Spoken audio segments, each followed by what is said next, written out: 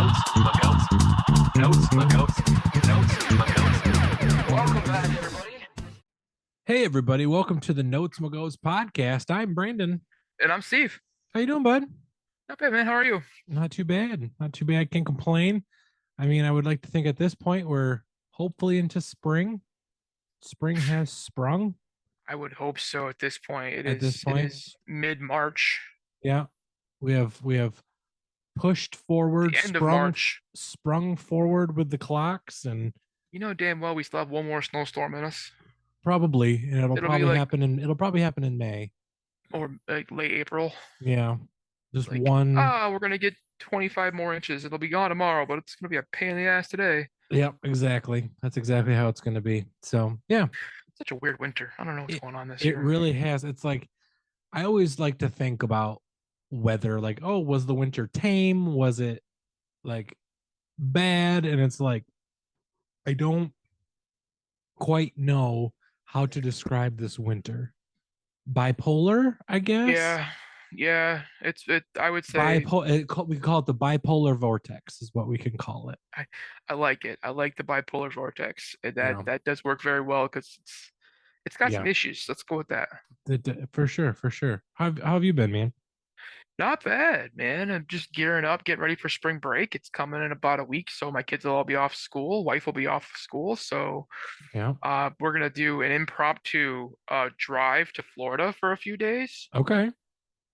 Which means I get to stop by Buc-ee's because I'm pretty happy about that. Oh yeah. On the way there and on the way home. Are you gonna get a t-shirt or a hat? I think I'm gonna buy a sweater this year. A sweater. Okay. Yeah. Well, Like Mr. Rogers. I buy hoodies all the time, so like Yeah. I love having hoodies. And even getting into like May, I'll still wear hoodies for a good Yeah. portion of May because Right. it's cold. But I might buy a t-shirt. I don't know. I don't wear a lot of t-shirts. Like if I'm not wearing a hoodie, I'm usually just wearing like an undershirt, like my sleeveless undershirts, because that's Right. comfortable. So Right. I wear t-shirts more, I guess, in the summertime when I have to because I can't wear a hoodie. But Right. I don't know. Well, I mean, you could be one of the bros and just get like a cutoff hoodie. I have one of those actually. Like I use it when I go to like the gym and when I work out and whatnot. I've been trying to do that more. But with running too, it helps with layering. Yeah. So like I won't get so hot, but I can Right. still have the coverage that I want. So like I have Yep. one of those. It's not super bro-ish, but I can't really Okay. pull off that very well. So I'll turn it into like what the women do and just like cut it right. We'd make it like a crop top sweatshirt. yeah, That'd be do some something. TikTok reveals. There you go. Ooh. Get it going. So, absolutely. So The extra reach. oh yeah, the extra reach. I gotta play that one song that everybody plays when everybody does that. There's like 3 of them. There is, yeah. Not that I've counted or anything. Right. Yeah, you're just trying Catalog to them figure anyway. out the best one for sure. It's algorithm stuff. It's what it is. It's Algorithms. all about the algorithm. So yeah. So all right, Steve. Well, speaking of algorithm, I don't know. You came up Your with transition game is not getting any better. No, it does not, which is fine. You thought of this idea to start I had an idea. to start something this year that fits into what we do as a podcast and music review, really. And so what is this first installment that we are doing today? So I floated an idea past you and said, do you remember back in the day when they used to do MTV Unplugged? And you're like, yeah, I've met that. I was like, well, there's a ton of MTV Unplugged episodes. Now, backstory for our younger listeners who may not know this, MTV did music television at some point. For a long time. Yeah, it was kind of the whole purpose of their channel was music television. Now it's whatever. Did I ever tell that story of MTV? And what? When I was younger, I went to go visit my dad at my dad and my stepmom's house, and my oldest stepbrother had a girl over, his girlfriend at the time, and they were watching MTV music videos, and I wanted no part of it. So literally the entire visit while at my dad's house, I cried on the couch because I wanted to watch something else, and all I had to do was watch Puff Daddy or whatever was on MTV at the time. Pretty The fire music videos. videos. Pretty awesome. That's all. That's I funny. mean, I mean, I was just We not should do a top five music videos that traumatized Brandon. top five music videos that traumatized Brandon. I'm trying to think right off the cuff. Probably Thriller as a Okay. kid. As a kid. Probably Backstreet's Back because it's scary in that haunted house. Anyway, Steve, My back God, to you're our so regularly white. scheduled So programming. MTV with music television, they had a series where they did unplugged episodes, which they Yeah. got popular artists to come out and do acoustic only shows, played recorded live, not aired live, but recorded live and then aired later on. Yep. So I had an idea to do a few of those this year. We're actually going to do four of them this year. Yep. Spaced throughout the year. We're going to do one now, one um, I think early in June, and then one sometimes late summer, and then finalizing with I believe one of the best ones in November-ish time, so in Mm-hmm. the fall. And then we'll sprinkle more of these in throughout as we go, but it's just kind of a Yeah. fun look back on some popular bands. Yeah. And we talk about acoustic stuff all the time, and if a band can go acoustic as well as their normal, it's like a it's like that two-speed pitch thing, throw the curveball. Yeah. But today, dude, we're gonna go to one. Critics and fans call this one of the best MTV unplugs out there. We may have some different thoughts on that, but Alice in Chains MTV Unplugged episode. Mm-hmm. Yep. Now, if you're not familiar with Alice in Chains, an American grunge rock band from Seattle, Washington. Yup, I just said American grunge rock from Seattle, Washington. We've heard this before. Um, Mm-hmm. they were active from 1987 to 2002, took a little bit of a break, and then came back from 2005 to present. They are still active, going here. The band consists of Jerry Cantrell, who is the guitar player and vocalist, Sean Kenny on drums, Mike Inez on bass since 1993. He wasn't there for the first few years. Lane Staley was the lead or co-lead vocalist. Him and Jerry Cantrell kind of shared lead vocals dual role there until 2002 when he passed away and then was replaced by William Duvall. So they still do have two lead singers. Um, they rose to fame in the early 90s alongside other mainstream grunge artists from Seattle. Pearl Jam, Nirvana, and Soundgarden, the other three of the major four Soundgarden. Seattle I bands. forgot about them. Dude, I just listed four bands from one area that all played the same music that came up at the same time. Yeah. And Pearl Jam is one that lasted the longest. Yeah. Are you fucking kidding me? I We'll get mean, into we'll get into the other I two of the mean, other three here very shortly too. this is going to be a very dark joke, but Kurt did it to himself. So did Chris. Yeah, So did that's true. Lane. Yeah. All right. All right. There's that I'm telling you, there's a lot going on with Dark this. joke. I The told you there was layers. There's layers to this band, Ogres have layers and onions have layers. Anyway, I and made as that do joke earlier today. parfaits. And as to parfaits, yes. Yep. Um, the band has sold over 40 million albums. They have six studio albums, three live albums, five compilation albums. This one is actually a compilation album, Yep. and 32 singles. Five of their six albums did reach the top 15 in the Billboard 200. They have received 11 Grammy nominations, no wins, but nominated 11 times. Um, what sets this band apart from other grunge acts or rock acts is that the two lead vocalist approach. They started doing this in 1992 with both Staley and Cantrell began harmonizing together on the album SAP, SAP. It took off. People loved it, so they just kept it going. So they started doing this after really being a band for almost 5 years. Okay. Let's try something else, and Yeah. this worked. Um, they were the first Seattle grunge band to sell a 500,000 albums. Wow.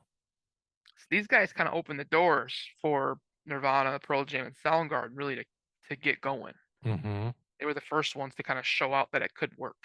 Yeah. Um, how many active Spotify listeners do you think they have Oh man. I mean, they're still monthly? present. They're still Hmm. present. and relatively popular. Relatively popular. I'll go 10 million. Not far off. 6.8. Okay. 6.8. So just a skosh under 7. Yep.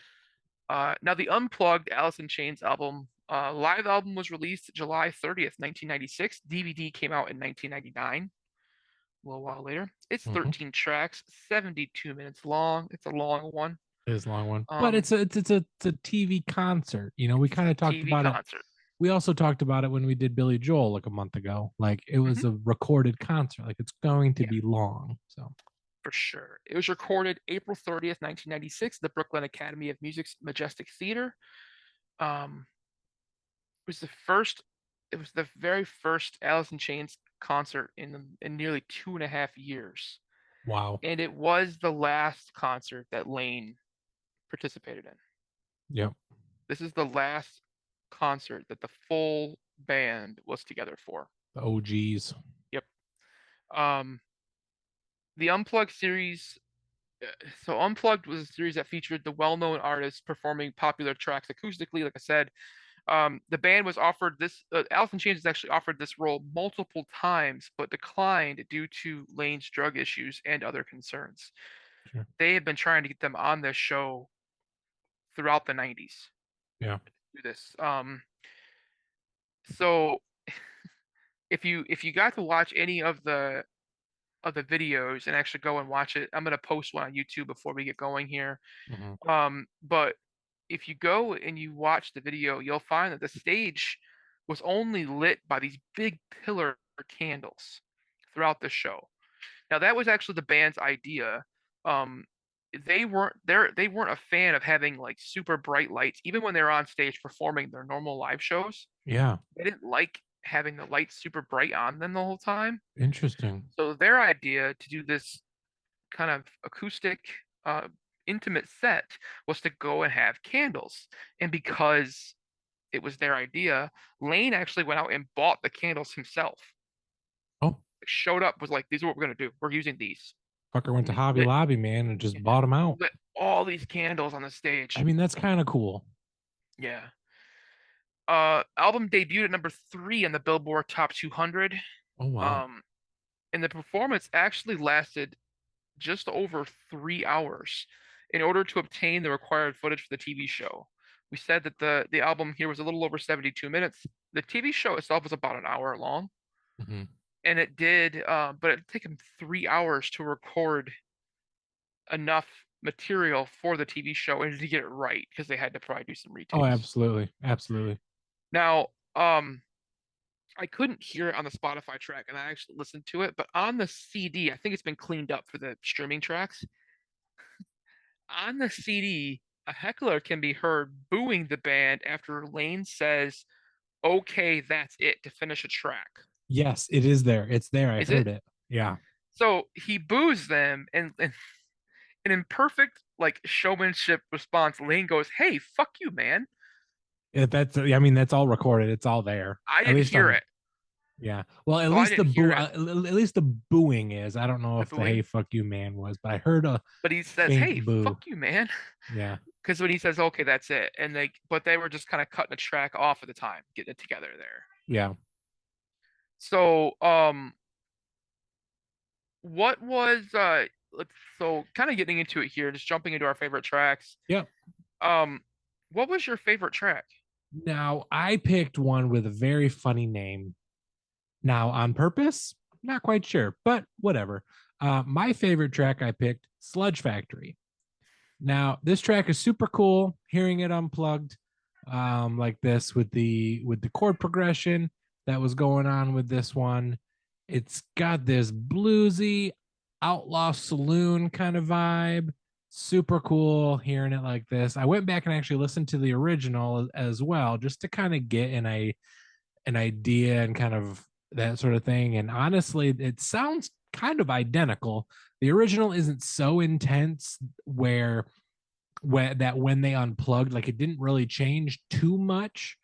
You know, like if you listen back when we did Rise Against, there was that difference between the original and the the Ghost Note symphonies. Like there was that difference.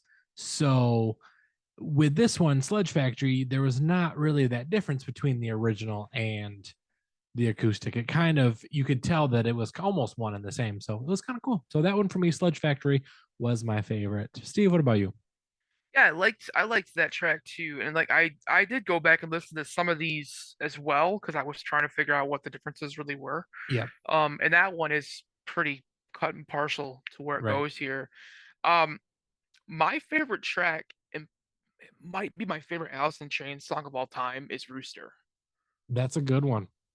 Now, I loved it because of the story of the song is actually pretty interesting. It's a song about a soldier that left behind a family to fight in a war. He's seen his friends die around him, and they still aren't able to get him. Yeah. He can't stop the rooster. In actuality, the song is actually about Jerry Cantrell's dad, who Oh, told Jerry about his experiences when he was in Vietnam, and Jerry wrote this song about him. oh, Now, Jerry's dad only came and saw the band play a handful of times, and he only heard this song one time. Um, Jerry played it when they came to see the band open for Iggy Pop. oh yeah. And he remembers looking back after playing, after singing the song, and he sees his dad, and he sees his dad in the back of the crowd by the sound booth, and he's holding his cowboy hat up in the air with one hand, and he's weeping as they finish the song. Mm-hmm. Um, it's an emotional song, and it's the best part of it is it's written by someone who wasn't really there, but really empathized with the feelings that were conveyed to him. Yeah, And I loved that. I just loved the fact that there was kind of that feeling of it and just going after it. So I picked Rooster as I my like it. favorite. I like that. All right, Steve, it is time for the first game of the evening. It is time for the Chain Gang Wang. Let's play wine. Let's play wine. Word association and game. Word association. Alrighty. I'm assuming you picked two. I did pick two. Okay. Yep, I did. Both of these I am very impressed with, and I hope that you enjoy the ones that I pick here, Steve. So, first one, another name for my intestines.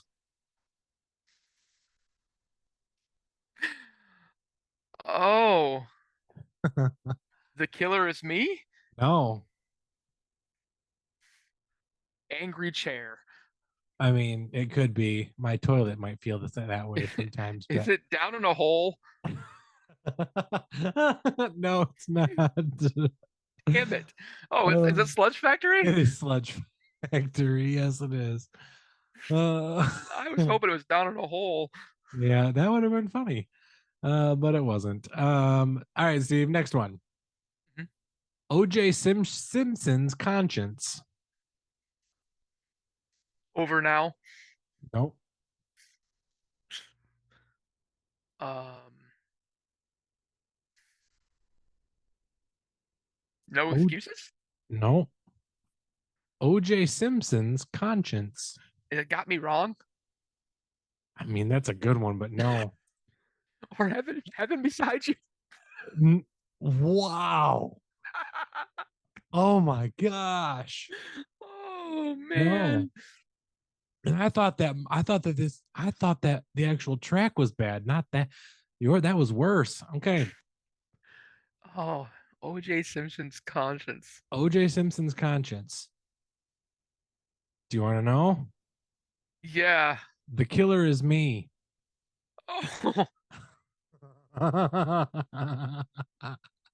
mine was better. Yours was better. Oh, geez. Yeah. Wow. Well, These go off the rails every once in a while. those do go off the rails. Oh my gosh. So I had a yeah, lot. I had a lot to work with there. There was a lot of stuff going on. you really did. So oh man. Oh man. So, Steve, it is time now to talk about, you know, we talked about OJ Simpson. Mm-hmm. His least favorites, Mm-hmm.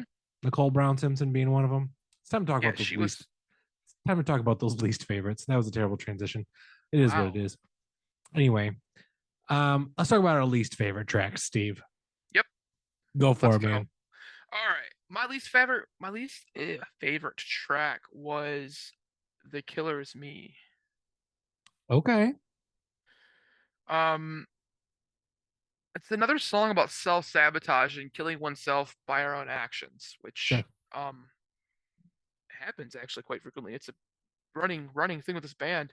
Yeah. In this case, it's drugs again. Um, the song itself really isn't bad, but it is repetitive. And to end your concert, your first concert, and within 3 years, and what would have really been your last show ever together with this one, just seems like a letdown.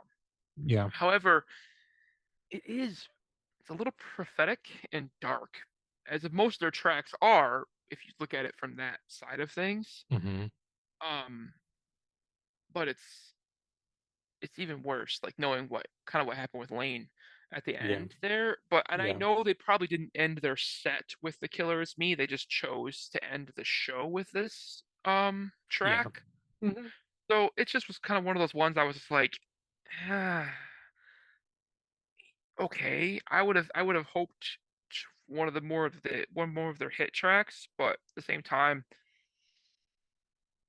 these bigger market bands that come on here to do these unplugs kind of play some weird ones, and they choose what they want to how it works, and it caught the vibe pretty well. So I give them that. Mm-hmm. It just I didn't like how repetitive the song was, and I didn't like the placement on the album, I guess. Okay. Okay. What about you? I can see that. So this is where you will start to see what Brandon thinks of this album. Mm-hmm. And I picked Nutshell. I picked this track for the sole purpose that it started this album slash concert. Maybe didn't start the concert, but at least started this album. And then I had to endure the entire hour of what seemed to be a very unenthusiastic concert. Mm-hmm. I think the crowd enjoyed this show more than the band. That's just how I interpreted what I heard through my ear holes. Whether that was accurate, I'm not sure. Maybe other things played a part, but that one for me, Nutshell, was my least favorite. Yeah, I don't think you're wrong there. There's just there was a lot going on. Yeah, With this kind of whole thing going. I think they were still trying to figure each other out, and the band was doing this because they were hopeful it was going to help Lane stay clean and push to a new level yeah, of their band and actually get back together. Because, like I said, it had been almost 3 years, mm-hmm. and so even the fans were like hopeful for something. Like Yeah, it'd be like now going and seeing a band that broke up or took a time off and then they come back. Um, I'll put it to like it's like Fun, the band Fun. We yeah, just did their album this month, and they've been on yeah, hiatus for 7-8 years now. yeah. If they were to come out and do an acoustic show now, Mm-hmm. even only they have only been together for a few years, only put out a couple of albums, but their fans would come out and they'd love it. But who really knows how the band would sound, how they would interact because they've been off for so long, and Yeah, their issues are nowhere near what the issues this band was dealing with. mm-hmm. So I can see the trepidation with the band and trying to like not oversell it. Yeah, But yeah, I can see that. This for me is a in the to watch it is like a trauma train wreck. yeah, Nobody really knows what's going on. yeah, And they're all just kind of like, this is what we're doing right now. Okay. yep. This is we're just gonna live in So, the moment. yep, So I'll get more on that in my final thoughts, but yeah, for I'm sure. with you though. There's some stuff there, but let's get into our second game. I did prepare for this one. Okay. Let's go to our second game. We're going to play Alice's Shat. Ladies and gentlemen, ladies and gentlemen, this is Shatner's Show. Poetry Slam. So let's go, man. I've got two. Yep. I picked an easier one, and I picked one that might be a little bit tougher. Okay. There's a couple of lyrics in this other one that I want to read. The tougher one. I'm gonna do the tougher one first. All right. All right, you ready? I'm all ready. It's the most excited I've been all day. Be what you want to be. See what you came to see. Been what you want to be. I don't like what I see. Like the coldest winter chill. Song title, Hell Within. Like the coldest winter chill. Song title, Hell Within. There's problems in your life that's fucked up, and I'm not blind. I just see through faded, super jaded, and out of my mind. The killer is me. Nope. Do what you want. Do what you want to do. Go out and seek your truth. When I'm down and blue, I'd rather be me than you. Heaven beside you. Yes. Okay. Nice. I like it. I like That was going to be my first choice, and I'm like, I don't know. That's a deep track. Yeah, it is. Holy A smokers. lot of fighting on that one. Yeah. All right. This one should be easy. Second one. Ain't found a way to kill me yet. Eyes burn with stinging sweat. Seems every path leads me to nowhere. Wife and kids, household pet. Army green was no safe bet. The bullet screamed to me from somewhere. The killer is me. No. Here they come to snuff the song title. Oh, yeah. Yeah. Here come the song title. Rooster. Yep. Got it. Second time's a charm, apparently, for both That's of those okay. ones. I like Yeah. it. Yeah. So it is time now to get into our deep cuts, dark horse Yes. tracks. Yep. I'll go first. Okay. So I picked Wood ? Yep. It's another song about musicians' drug overdose and those that judge him for the act. Hmm. Jerry actually wrote this song about the lead singer of Mother Love Bone, Andrew Wood, who passed away in 1990. Okay. Lo and behold, two band members from Mother Love Bone actually went on to help form Pearl Jam. Oh, really? Okay. Yep. Interesting. So, it's another Seattle-based band. But it's ironic that a song that was written for another lead singer, Mhm.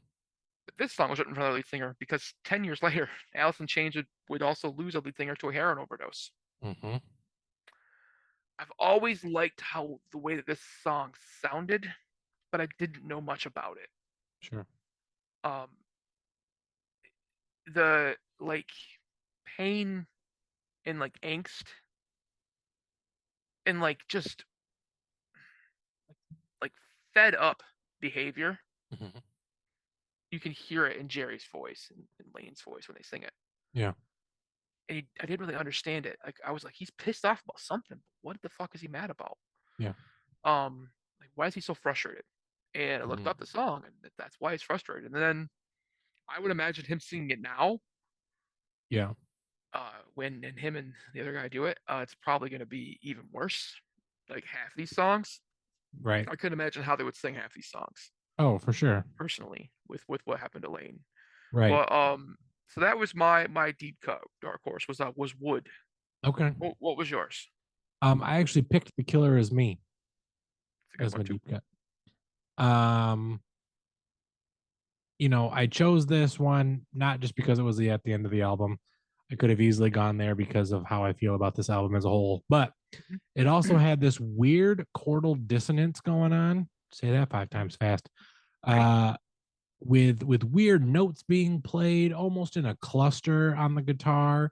And for me, hearing that was just super cool and worked for the song. And Steve, you had mentioned it in your least, like what this song is talking about. And so now thinking back on that with what my notes are saying, like with those clusters of chords, like the things that are going on inside of your mind and all of that sort of stuff, it kind of makes sense and kind of fits. So that one for me, it was an all right listen. It wasn't terrible by any stretch of the imagination. So Mhm. that one for me, The Killer Is Me, was my deep cut. So let's head into our final thoughts on this one, Steve. I'll start because you can probably tell where I'm generally headed. But I personally was not a fan of this album, and this concert. Maybe if I saw it on TV, it would have been a little different because maybe what I saw versus. Do you know if they changed what was on TV versus what this album was, or was this album the TV show? A lot of this album was the TV show. There may have been a couple of things added. Like I Okay, said, I think the TV show wasn't actually an hour, which yeah, TV time in hours like 40 some 40 minutes. some odd minutes. Yeah. So I think they didn't take all of the tracks that were on the Okay. actual CD to make the Yeah. TV show. Okay. But they might have made it like a 2 hour long special and or Sure. an hour and a half and then had the commercials. But most of the time these were like an hour. Yeah. Yeah. Yeah. So it might not have all been there, but But I do most of it. recommend going and watching some of the YouTube videos Yeah. just because you get a different feel having to like you can see like Hmm. their interactions a little bit together. Yeah. It, Yeah. it For makes it sure. makes it a little better. Yeah. For sure. Okay. So personally, I found this acoustic album to be pretty boring and bland overall. Now, I do understand that it was acoustic and unplugged. I get that. But to me, and maybe this is just me being prissy, I don't know, but I feel like there could have been a little more sauciness to what was going on and what they were playing. Now, who knows if that has to do with the outside things that this band and individuals were dealing with? I don't know. Um, and maybe they were the band. To me, it just felt like the band was phoning it in for most of this, and I wasn't a fan of that aspect. This is not the first MTV Unplugged album or concert, but this is our first MTV Unplugged review. And I'm sure as hell hoping, because I don't remember all of them, that they get better from here. Because for me, this one made me want to do nothing more than take a nap. So for me, I'm actually going to give this one a 2 out of 10. Okay, I accept that. Okay. So we'll say that looking up these unplugged and I looked up probably about 20 of them to kind of see where they ranked and figure out where we're going. And my idea was to go with some rock, some hip hop, a little Yep. R&B, and then kind of see where we were at there. There was one that I definitely knew we were going to do. There was one album I was like, "Yep, we're going to do it," and that's what we're ending with. Yeah. And this one actually had been in the top 5 or 10 of many others, and I kind of felt like it was something we hadn't really touched on a lot of. It's like that we've done some of these 90s grunge bands before. We've done Nirvana before. Yeah. Spoiler alert, we're gonna do them again in November because that's the last one. Yeah. Because to me that's probably one of the best ones. But I felt with Alice in Chains, the story that's going behind this band and Mhm. about Lane and the impact that Lane made on music as a whole with other bands has been remarkable. Now, I was never a super fan of Alice in Chains. I had respect for the band and I enjoyed their sound with Lane and Jerry harmonizing with the co-lead singer role because Mhm. it was different. You didn't hear that a lot, especially in rock music. Um, it was good, but I listened to this album and I kind of wonder, like to me, by listening here, I wonder what would have happened if Lane had stayed clean or got clean enough to come back to the band full time. Yeah. Um, Similar to Kurt, he had some demons that really only drugs seemed to cure for him.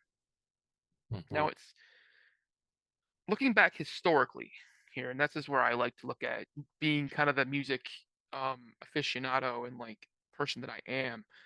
Um, it's sad because an entire genre of music is plagued by death, Mm-hmm. and drugs were involved in many of them. I mean, you think of Lane, Kurt, Scott Weiland, and Chris Cornell. Mm-hmm.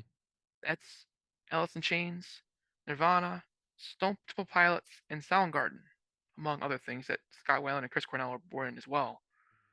Um, that's four lead singers from four of the five biggest grunge rock bands from the early '90s, Mm-hmm. and their lead singers were all killed themselves. Like Scott Weiland and Chris Cornell were recent, so they were in the last 10 years, but Right. they died due to drugs and things that drugs led to, but drugs. Sure. I mean, Kurt was drugs and then depression and everything else, but drugs, it's Yeah. stemmed here Yeah. and it went on from there.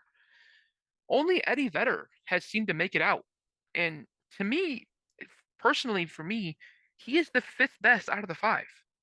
He is the worst of this group. And it's saying something because all five of those bands are amazing. Mm-hmm. As much as I don't like Pearl Jam, they're a good band. I can't Mm-hmm. say anything bad about them personally, the band. Right. Yeah. For me, I felt like this album was a great way to kick off the Goats Unplugged series, is what I'm calling this. Only because of that story alone. Mm-hmm. The history behind Alice in Chains and what started with Kurt Cobain continued on with Lane Staley and then Scott and then Chris Cornell. The repercussions of those acts have been felt throughout music since 1994, is what I think when Kurt committed suicide. Mm-hmm. It's a hard story to tell, but it's a good story to history wise to Mm-hmm. see. Yeah, for Because sure. what could have happened if these guys had not gotten into there, and the fact that four of the five of those are all from the Seattle area Yeah. and knew each other, Yeah. like it's wicked. Just that story. Mm-hmm. Um, the album for me showcases the greatness of Lane's vocals and Jerry's guitar playing perfectly. Jerry can play the hell out of guitar. He's a Yeah. fantastic guitar player. Lane's vocals were just raw and just beautiful. Like it, there's so much pain behind that man's voice in those lyrics that come out of him. Yeah. Um, I'm not again, like I said, I'm not a huge Alice in Chains fan, but I did give this a 6 out of 10, and it's probably because, unlike Brandon, and I don't, this isn't a flaw to you at all. Mm-hmm. I did the backstory on it, and I knew a little bit about Yeah, stuff, and kind of knew history-wise of how things kind of went. for So sure. it got a little bit of a Historical bump, boost. Yeah. just a little bit of a bump because of Which like makes the story that sense. can tell. Because, and I can look back at these songs and go, "Yep, that that sucks." He wrote this song about this person, and then that happened to his own band member. Right. How the fuck do you come back from that? Yeah. Like how? And then I think to myself, they're touring now. They're playing music. How are you doing this? Like, how are you doing this? How did you start playing music again 3 years after Lane killed himself Right.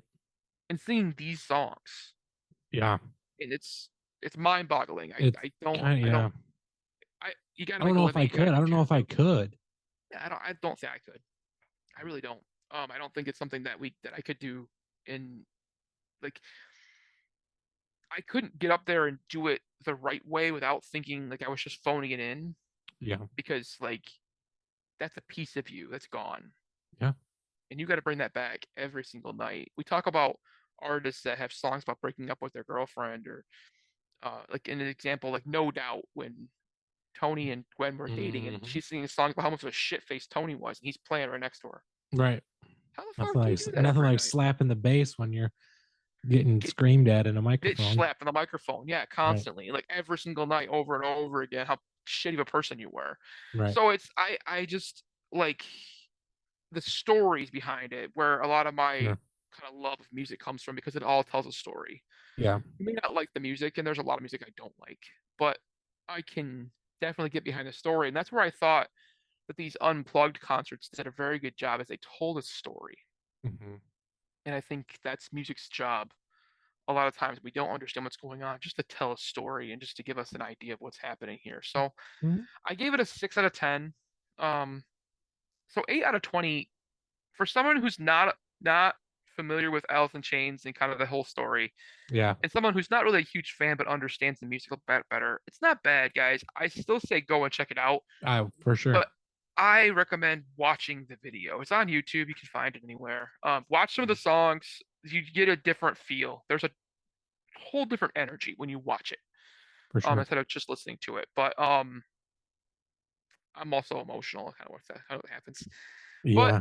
guys, that has been the MTV Unplugged Alice in Chains special. Mm-hmm. It's our first of our Goats Unplugged series in 2023. Yep. Next one coming up, we're going to do, I believe we're doing our hip hop one next, and I can't wait. I'm just gonna look while we're talking. Steve, let the kids know But where they can find us.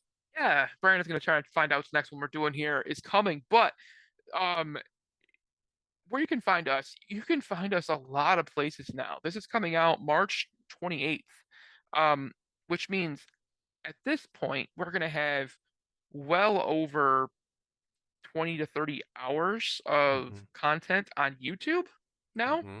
Hi guys, we're on YouTube. I told you a couple weeks Woo. ago I was pushing for April 1st. Well, I got bored. And I started playing with CapCut. So you can find us on YouTube, search the Notes by Goats Pod. You can find us at or podcast, I think it's whatever. If you search Notes by Goats, you'll Podcast. find Nate chopping on the record. Yeah, we are the Facebook, sole Notes Magoats owners. yeah, Facebook and Instagram, search Notes My Goats Pod. Again, you'll find our logo, which right now is just a like a mic with our name on it, which is pretty nice. Just cleaning some things up. And then on TikTok, you can find us the Notes My Goats Pod as well. We are diligently posting at least 1 to 2 videos a day right now, and that's on Facebook, TikTok, and Instagram. But I will recommend something. If you're not following us on all of those platforms, give us a subscription and like on all of them, because we are going to start posting different things on different platforms. Yeah.